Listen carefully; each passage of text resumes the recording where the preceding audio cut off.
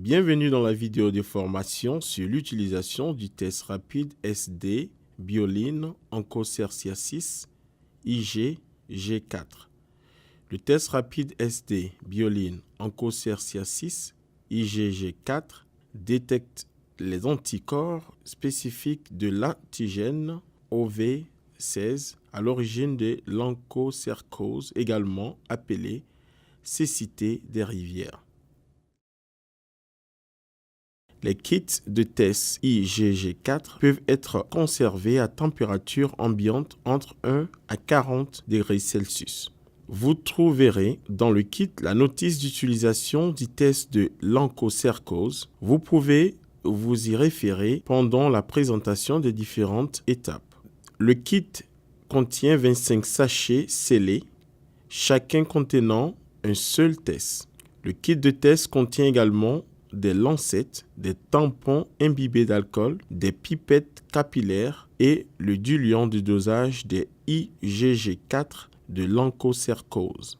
Vous aurez également besoin de pansements, de gaz, de gants, de protège-draps absorbants, du stylo, du sac poubelle, d'une montre ou d'un minuteur et des conteneurs pour déchets. Ensuite, nous allons passer en revue les composants du sachet du test onchocerciasis IgG4. Commencez par ouvrir le sachet et retirer les éléments qu'il contient. Vous y trouverez deux éléments, un test blanc et un paquet de déshydratants. Si vous regardez la fenêtre du paquet de déshydratants, vous pouvez observer des perles blanches et des perles jaunes. Si vous voyez des perles vertes, n'utilisez pas le test. Mettez au rebut le test et le déshydratant et ouvrez un nouveau test. Les perles vertes indiquent que le test a été exposé à l'humidité et qu'il est donc inutilisable. Si vous voyez uniquement des perles blanches et jaunes, vous pouvez utiliser le test. N'ouvrez pas le déshydratant. Après avoir vérifié le déshydratant, vous pouvez le jeter. Le test comporte deux alvéoles, une fenêtre de résultat et des ouvertures d'aération.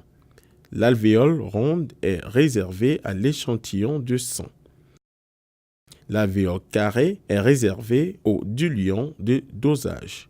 Voici la fenêtre de résultat. La lettre C représente la ligne de contrôle et la lettre T représente la ligne de test.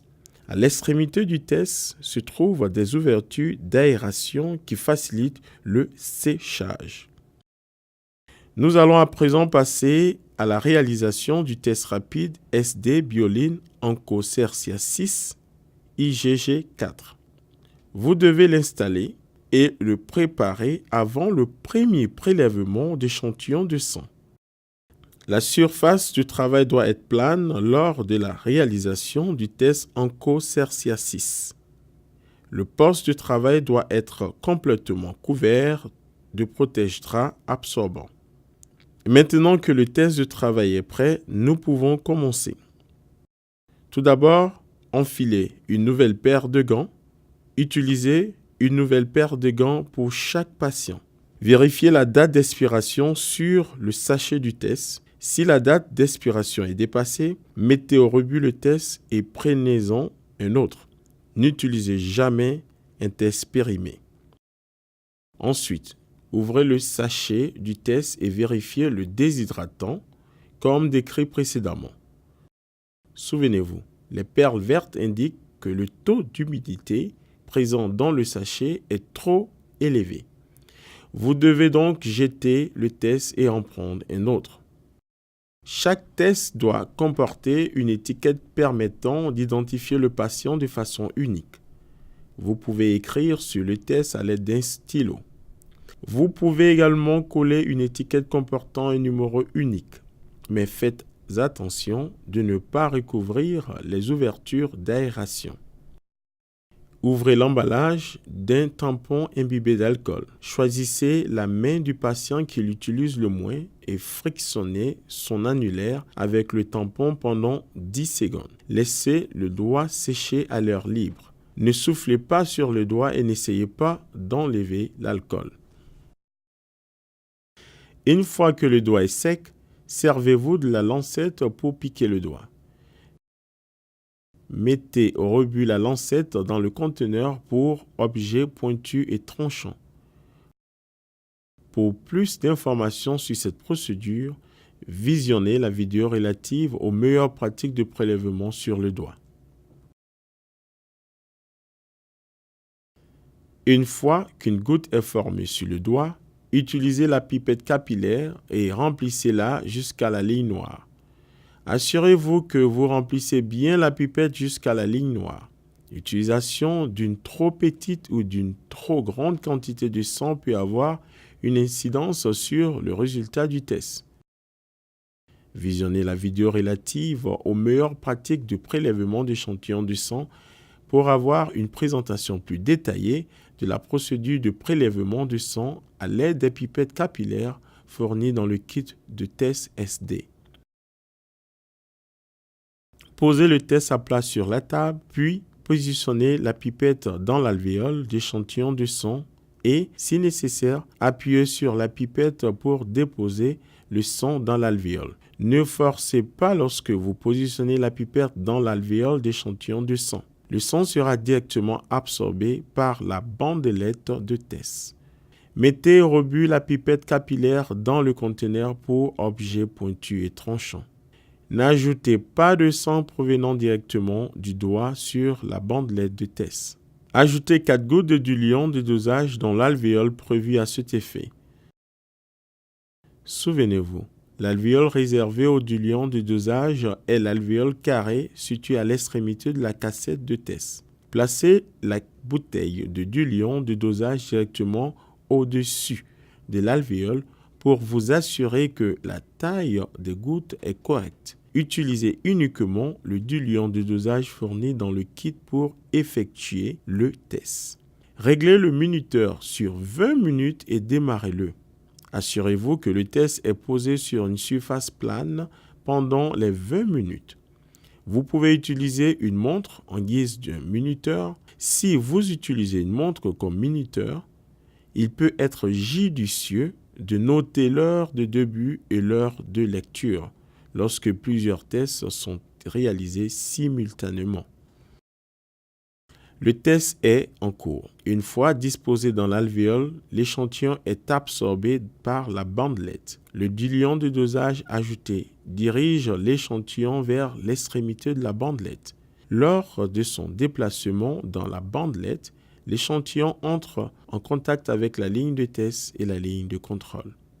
Vous devez attendre que les 20 minutes se soient complètement écoulées avant de procéder à la lecture du test. Si vous lisez le test avant, il se peut que le résultat soit incorrect. Maintenant que le test est terminé, vous pouvez le saisir pour observer de plus près la fenêtre de résultat. Procédez à la lecture dans un environnement bien éclairé. La lecture doit être effectuée dans les 20 minutes à 24 heures suivant le test. Ne lisez pas le test une fois ces 24 heures passées. Rappelez-vous, la lettre C représente la ligne de contrôle et la lettre T représente la ligne de test. Essayez de repérer une ligne de contrôle au-dessus de la lettre C. La ligne doit être rose, rouge ou violette. Si une ligne de contrôle est présente, le test a été correctement effectué. Maintenant, essayez de repérer une ligne de test au-dessus de la lettre T. Le test est positif si une ligne de couleur rose, rouge ou violette figure au-dessus de la lettre T. Toute ligne de test visible de couleur rose, rouge ou violette doit être interprétée comme un résultat positif. Si aucune ligne de test n'apparaît, le test est négatif. Si aucune ligne de contrôle n'apparaît, le test n'a pas été effectué correctement et il n'est pas valide. Mettez au rebut le test dans le conteneur pour déchets présentant un danger de contamination et effectuez un nouveau test.